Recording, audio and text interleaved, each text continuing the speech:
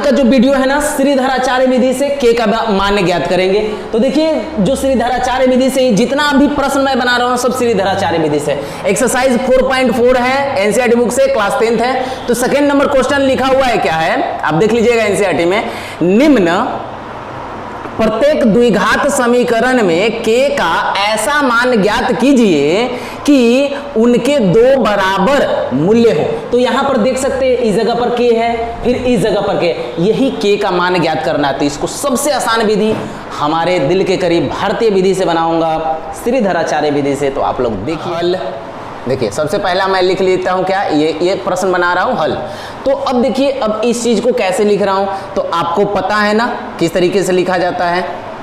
जो द्विघात समीकरण के जो सूत्र होते हैं ना, जो बनाने का जो मेन होता है, x square plus b x plus c बराबर 0, इस टाइप से लिखे जाते हैं, ठीक है ना। अब अगर यह देखेंगे क्या इस फॉर्मेट में है या फिर नहीं, हाँ बिल्कुल इस फॉर्मेट में है। तो अब इसको देखिए x के साथ गुना है a, तो इसी तरीके से इसके साथ गुना है 2, तो a के जगह पर क्या रख लूँगा 2, कॉमा b के जगह पर क्या रख लेंगे x है, लेकिन b की जगह पर यहाँ k है तो k रखेंगे, कॉमा और उसके बाद c है ना, तो c के जगह पर क्या रखेंगे, तो c के जगह पर 3 रख लेंगे। अब इसके बाद क्या देखना है, तो d बराबर निकालना है। d का मतलब क्या होता है भाई, तो डिस्क्रिमिनांट होता है, जिसको हिंदी में ना विवेचक बोलते हैं, ठीक है ना। तो यहां पर लिखा हुआ है b का स्क्वायर माइनस 4ac, ठीक है। आप लोग को बार बार बताया है कि इसको सत्यापित करने के लिए बस मात्र एक ही चीज है कि डिस्क्रिमिनांट यानी मूल्य वास्तविक होगा तब हम लोग बनाएंगे, मूल्य वास्तविक नहीं होगा तो बिल्कुल नहीं बनाएंगे। तो देखिए डिस्क्रिमिनांट का मेन होता है, अगर d का जो मान है अगर मेरा 0 से बड़ा या 0 के बराबर आता है तो मूल्य मेरा वास्तविक होगा और इसको आसानी से हल किया जा सकता है। लेकिन अगर मेरा d का जो मान है वो 0 से छोटा आ गया, यानी कहने का मतलब -1 -2 चाहे कुछ भी माइनस में है ना, ऋणात्मक चिन्ह के साथ आ गया तो वहीं पर छोड़ देंगे मान निकालना। अब इसके बाद आई होप कि आप लोग समझ गए होंगे। चलिए तो अब देख लेता हूं मैं इस प्रश्न को आगे बना करके कि भाई मूल्य वास्तविक आता है या फिर नहीं। तो लिखेंगे d बराबर, यहाँ पर b कितना दिया हुआ है, b दिया हुआ है k का s, b है ना, b की जगह पर k है तो k का स्क्वायर दे दिया, माइनस है माइनस दे दिया, 4 है 4 दे दिया, a की जगह पर 2 है 2 दे दिया और c की जगह पर कितना है, तो c की जगह पर हम लोग देख रहे हैं क्या कि 3 है तो 3 दे देंगे। k का करेंगे तो k का स्क्वायर हो जाएगा माइनस, इन दोनों को अगर गुना करेंगे तो 4 दूना 8 और 8 तिहाई 24 हो गया। अब इसके बाद हमको क्या करना पड़ेगा, ये तो d है ना, यहाँ पर d, इतना बराबर भी हम लोग क्या लिख सकते हैं, 0 लिख सकते हैं ना, इस चीज को इस तरीके से है ना, इस तरीके से लिख सकता हूँ, यानी इतना बराबर 0। अब यहाँ पर हम देखिए कि इस जगह पर क्योंकि हमको इसमें मूल्यतः क्या ज्ञात करना है, हमको k का मान निकालना है, इसलिए ध्यान दीजिएगा। तो यहाँ पर लिख देता हूँ मैं इस तरीके से, ठीक है। तो यहाँ पर लिखा हुआ है k ना, k का स्क्वायर, अब बराबर लिखूंगा, ये तो माइनस में ना तो बराबर चिन्ह के उधर जाता है तो क्या बन जाता है भाई प्लस में, तो 24 लिख देंगे, ठीक है। अब इसके बाद क्या करेंगे, तो यहाँ पर जो k है k लिखेंगे और ये जो स्क्वायर है ना, स्क्वायर बराबर चिन्ह के उधर जाता है तो अंडर रूट में बन जाता है, तो आपको पता ही होगा, यानी यहाँ पर 24 लिख लिया और यहाँ पर प्लस माइनस लिख लिया, क्योंकि अंडर रूट में जब भी जाता है ना, जब भी रूट बन जाता है तो वो जो रूट है ना वो प्लस माइनस दोनों फॉर्मेट में यानी लिख दिए जाते हैं, यहाँ पे प्लस माइनस लग जाता है। अब आगे बढ़ते हैं तो देखिए अगर इसका कुछ एलसीएम निकलता है, क्या इसको छोटा किया जा सकता है, क्या संभव है इसको छोटा करना, वो जांच कर लेंगे कि 24 का निकाल लेंगे 2 से 1 मरते में, फिर ये 2 मरते में, फिर 2 से निकलेगा 6 मरते में, फिर 2 से निकलेगा कितना मरते में भाई, तो 3 मरते में, फिर 2 से निकलेगा, सॉरी 2 से तो नहीं 3 से निकलेगा 1 मरते में, तो यानी 2 का स्क्वायर तो हो जाता है। तब तो हम इसको हम लोग ऐसे भी बना सकते हैं, k बराबर प्लस माइनस अंडर रूट 2 का स्क्वायर गुना, और इन दोनों को आपस में क्या कर लेता हूँ, गुना कर लेता हूँ, 6 हो गया, 2 का स्क्वायर हो गया ना, तो इसको इस तरीके से भी लिख सकते हैं।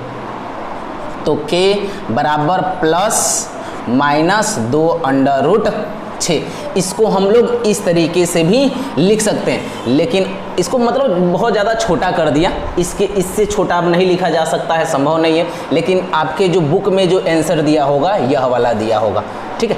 तो हमने यह भी बना दिया और इसको और भी ज़्यादा छोटा करके यह भी बना दिया, तो ये मेरा आंसर सॉल्व हो गया। अब बिना लेट किए हुए चलते हैं सेकंड बना रहा हूँ सेकंड नंबर क्वेश्चन को। सेकंड नंबर क्वेश्चन को भी ध्यान से एक बार देख लीजिएगा कैसे लिखा हूँ। पहले एक बार मैं उतार लेता हूँ, एक और क्वेश्चन को मैं उतार लेता हूँ। के एक्स थोड़ा बड़ा बड़ा लिख लेता हूँ के एक्स -2 + 6 = 0 लिखा हुआ है। अब देखिए के एक्स को अगर x से मल्टीप्लाई करेंगे तो हो जाएगा के एक्स का स्क्वायर, के एक्स को अगर 2 से मल्टीप्लाई करेंगे तो माइनस है ना, पहले तो माइनस दे दिया, तो यहाँ पर लिख देंगे 2kx अब +6 = 0। अगर आप देखोगे इस जगह पर तो हमको इस रूप में आ चुका है, यानी ये द्विघात समीकरण के रूप में बन चुका है। तो इस द्विघात समीकरण को बनाने के लिए आपको पता है कि मेन सूत्र क्या होता है कि ax² + bx + c = 0 है ना। तो यहाँ पर यह देख लीजिए कि a बराबर कितना है, तो यहाँ पर तो x स्क्वायर के साथ k है, तो a की जगह पर k हो गया, यानी a बराबर k, कॉमा b बराबर कितना हो गया, तो x है ना, x के साथ माइनस में 2k है तो 2k दे दिया, कॉमा और c बराबर कितना हो गया, मेरा c बराबर 6 हो गया। अब उसी तरीके से डिस्क्रिमिनेंट निकाल के जांच कर लेंगे, यानी d बराबर निकाल के जांच करेंगे क्या कि b² - 4ac, ठीक है ना, b² - 4ac। तो उसी तरीके से d बराबर लिखेंगे, इसको ब्रैकेट में घेर देता हूँ, ठीक है ना, हाईलाइटेड थोड़ा कर देता हूँ। अच्छा b कितना है मेरा, तो b यहाँ पर आप लोग देख सकते हैं कि -2k है ना, तो यहाँ पर दे देंगे क्या -2k का स्क्वायर, माइनस है माइनस दे दिया, 4 है 4 दे दिया, a की जगह पर क्या है k है तो k दे दिया, और c की जगह पर क्या है, c की जगह पर यहाँ पर देखेंगे 6 है तो 6 दे दिया। ये डॉट का मतलब इनटू है, ठीक है ना, आप लोग समझ रहे होंगे। अब आगे बढ़ता हूँ, अंडर रूट माइनस में अगर -2k का अगर स्क्वायर करूँगा तो आ जाएगा 4k, ठीक है ना, 4k स्क्वायर आएगा, फिर उसके बाद माइनस आएगा, फिर इसको करूँगा, फिर यहाँ पर माइनस है तो माइनस, और इन दोनों को आपस में गुना करूँगा तो 6 चौके 24 होता है, और यहाँ पर k है तो k दे दिया। अब इसके में से देखिए, अब बराबर करके मैं क्या कर लेता हूँ, शून्य कर लेता हूँ। अब इन दोनों में से देखिए कुछ कॉमन हो सकते हैं क्या, हाँ दोनों में k भी है, 4 भी आता है, तो क्यों ना हम कॉमन कर लें इन दोनों में, ठीक है। तो अगर कॉमन कर लेता हूँ तो आप देखिएगा क्या आएगा, अगर 4k को अगर कॉमन कर लेता हूँ तो इसमें आ जाएगा k, क्योंकि k को इतना से मल्टीप्लाई करूँगा तो इतना ही आएगा, माइनस है माइनस दे दिया।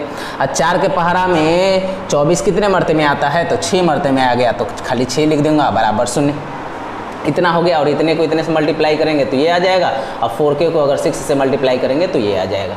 अब आगे बढ़िए, आगे बढ़ेंगे तो क्या देख रहे हैं, तो भाई ये जो 4k है ये k -6 से मल्टीप्लाई में है, यानी इस जगह पर मल्टीप्लाई में है, तो बराबर चिन्ह के उधर जाएगा तो क्या बन जाएगा, गुना में बनेगा ना।